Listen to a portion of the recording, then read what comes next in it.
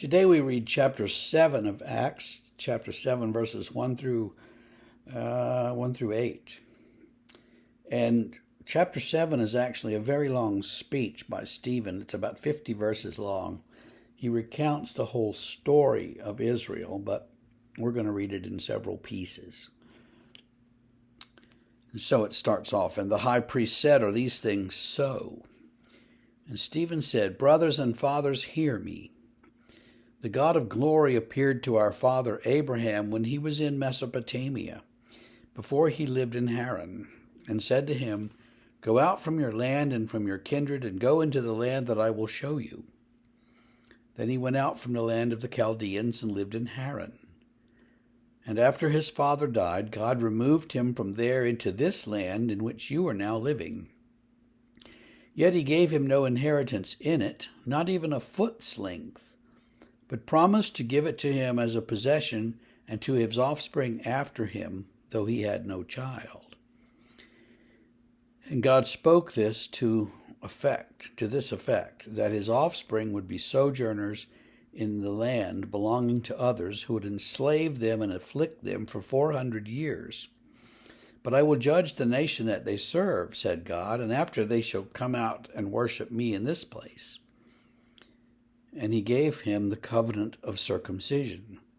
And so Abraham became the father of Isaac, and circumcised him on the 8th day, and Isaac became the father of Jacob, and Jacob of the 12 patriarchs.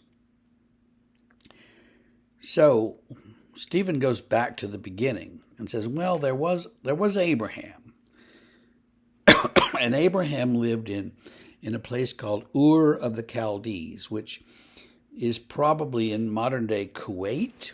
It's a ruin these days, but it's down there on the coast, and that's where Abraham lived. And then God called Abraham out and said, let's move you to Haran in Syria. So Abraham goes to Haran and lives there until his father dies, and then God says, okay, gather up all your people. And Abraham was a tribal leader who had extensive sheep and goats and people. He said, gather up all your people and come, let's go south. And so he wanders down into Palestine, Canaan. He has a great many adventures down there. And eventually, as you know the story, God promises him that his descendants will be as many as the stars in the sky or the sands of the sea. And God promises him that one of his descendants will rule forever and ever. And God makes a covenant with Abraham. And finally God says, you're going to have a son. Now, Abraham is like 90 years old, and so is his wife. But she becomes pregnant, and they have a son, Isaac. And Isaac is the one through whom the promise is fulfilled. Isaac has Jacob, and Jacob has 12 sons, and the story goes on. So Stephen starts at the beginning with the story of Abraham and is going to take it all the way down through, basically recites the whole history of Israel to get to the reasons that he's following and worshiping Jesus. It's not a bad idea for us to study the history of Israel. It's not all that hard, really.